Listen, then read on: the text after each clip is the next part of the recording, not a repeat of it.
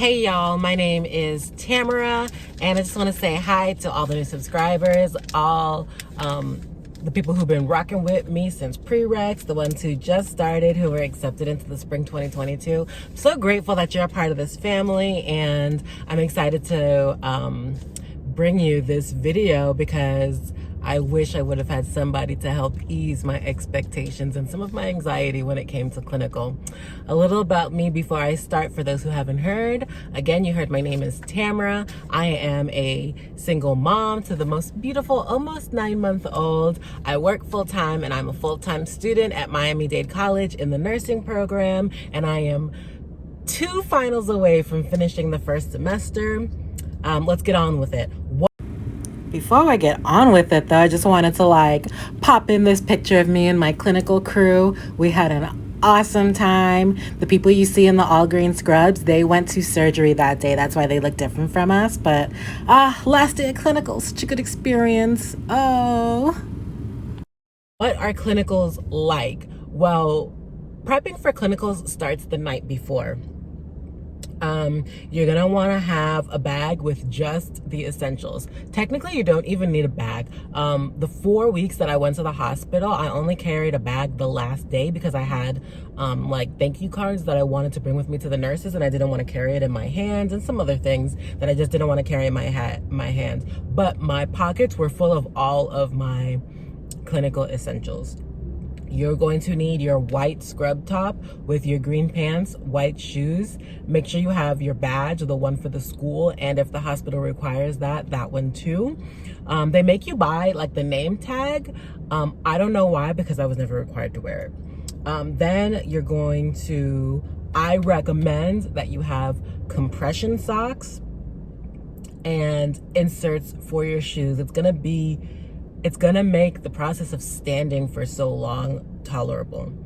And then you're gonna wanna know the best route to get to the hospital and what the traffic is around that time. So I live way down south and my clinical was way north.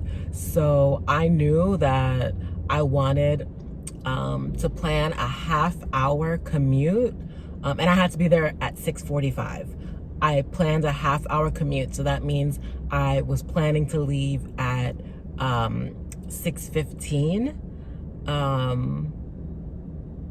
6:15. And I always give myself, I don't need an hour to get ready, but I always give myself an hour to get ready. That means waking up at 5:15. I'm gonna be honest, most of the times I was waking up between 4 and 4:30 and leaving the house around 6 a.m.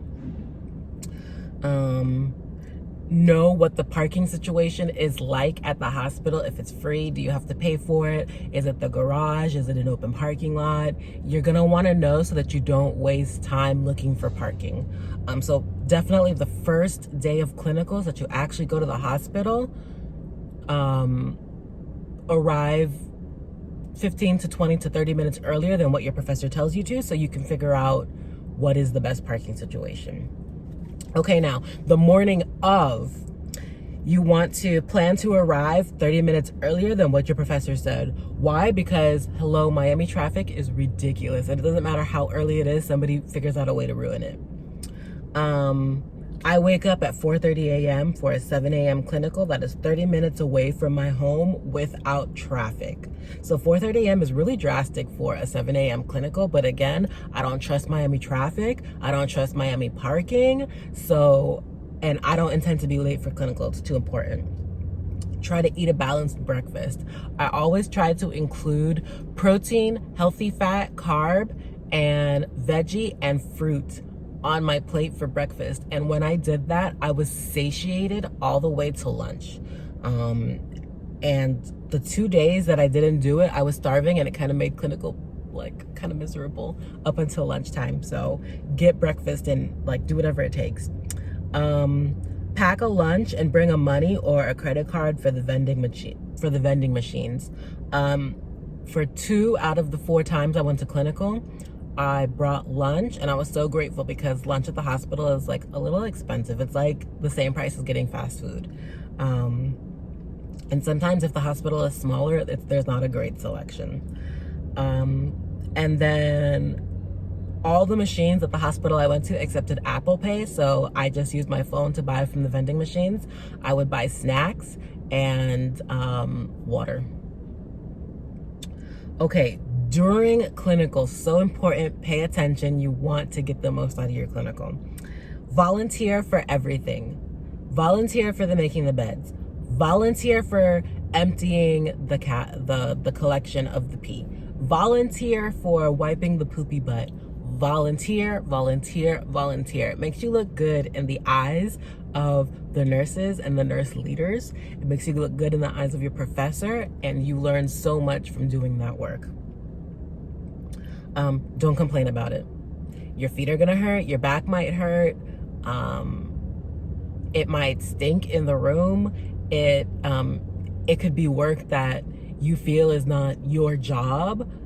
Do it and don't complain, because even though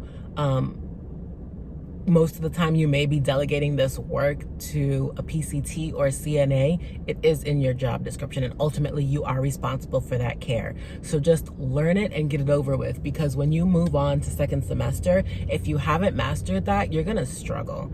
And if a nurse asks you to do it and you catch an attitude, you're not gonna have a good time in clinical. So just do the CNA work and don't complain. Ask for help if you need it. Sometimes the CNAs and PCTs expect you to already know it because the skills are so simple, but that might not be the case. Just because you did it in skills doesn't mean you actually know the skill. So ask for help, and don't be messing up on patients because you're attempting to do something that you know you can't do. And get your professor involved if they're telling you to do something that you know you're not supposed to do. Load your pockets with what you need. This goes back to what I was saying the night before, how I typically don't carry a bag. I would load my pockets. I had my mints, my phone, my stethoscope, my pen light. Did I say mints? I had mints in my pocket too. Just load your pockets with everything that you need so you never have to go off the floor to get it. Be down to earth, real, and ready to learn. The truth is, nobody wants a stuck-up nurse. Nobody wants to work with a stuck-up nursing student. Just be cool, be the innocent, willing to learn nursing student, okay? You are not better than the CNAs. You are not better than the PCTs. At this point, they are your teachers and they know way more than you do. So be humble, down to earth, and be willing to learn anything. Jot down all the information you need throughout the day for your care plan. So you're gonna see so many patients and you're gonna be bombarded with so much information. So my recommendation is, when you're outside of the patient's room, as soon as you exit, if you're using your phone to take notes, make sure you're not doing that in the patient's room. You do it outside and make sure that people know that you're writing your care plan on your phone. And even better, instead of using your phone at all, have a mini notebook or your foldable paper clip and be writing down all the vitals that you get, everything that you observe, any information from your assessment. Do it as you go. Don't wait till the end of the day to jot it down, because I promise you won't remember. Try and do your care plan either while you're still there on your break, or as soon as you get home, or like after you take your nap from after clinical. But try and do it that same day. If not, try and do it the next day, because that's when all the information is fresh. And if you're gonna recall something, it's gonna be then. If you wait till many days later, or even like the next week when it's due, you're gonna forget some details and your care plan might not be as good. After lunch, start thinking about what you're going to say in post-conference, because your professors are going to ask you, what did you learn, or what did you get out of the day? And you don't want to be stuck trying to think about it right then and there, because you're going to be on the spot and you're going to go blank. Even if you had good experiences, you might go blank. So just as soon as you finish lunch, just in your head to yourself, just start thinking about, what was the most interesting thing that happened? Is there something you learned? Is there something you saw that was inappropriate? Something you saw that was appropriate? Just start thinking of it at lunchtime. Shower off the hospital, LOL. Yes, don't be nasty. When you get home, shower off the hospital, because you're gonna touch and see and do things, and you don't really need to be bringing that into your home. So shower off the hospital, please. decompress after clinical. Don't force yourself to study immediately after clinical or to do projects after clinical. You need to decompress from your day. My clinical was 7 a to 3 p. That's an 8-hour day. That's a job. That's work.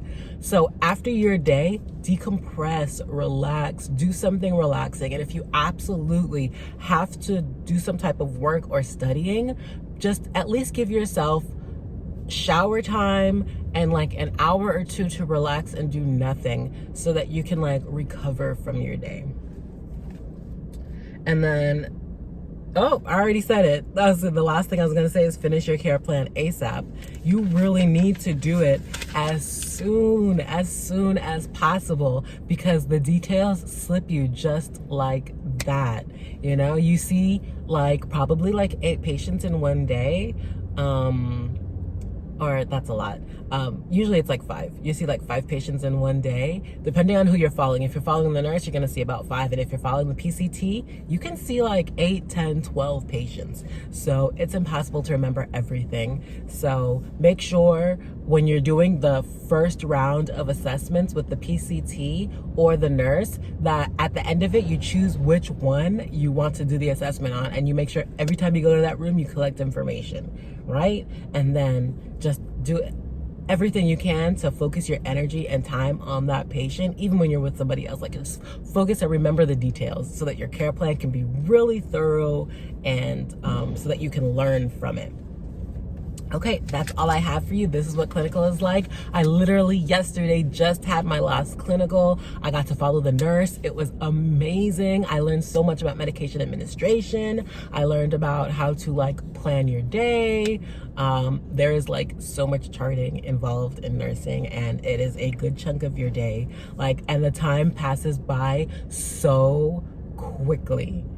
Like, I see why nurses have to understand time management because the time goes just like that. Like, you arrive at 7 and it's already like 11 o'clock. Like, it's crazy how the time goes. Like, how much time it takes to assess each patient, deliver the medication, like pull the medications, deliver the medications, and all the checks you have to do. And oh my God, it's so time consuming, but it is so exciting. I'm so glad that this clinical rotation that I got to see and do so much because it renews my hope and my faith in nursing. And I know that I was called and meant to do this. So this is your call to action at the end of the video. There's like a good portion of you that are like lurking, but you're not subscribing. So I need you to go ahead and hit that subscribe button. I need you to like thumbs up this video, and I need you to share it with somebody who don't know about this. I'm dropping gems for you all out here, and I want for everybody to experience this and have this knowledge and information because it's crucial, y'all. It's crucial. All right, I love you guys. God bless you. Bye-bye.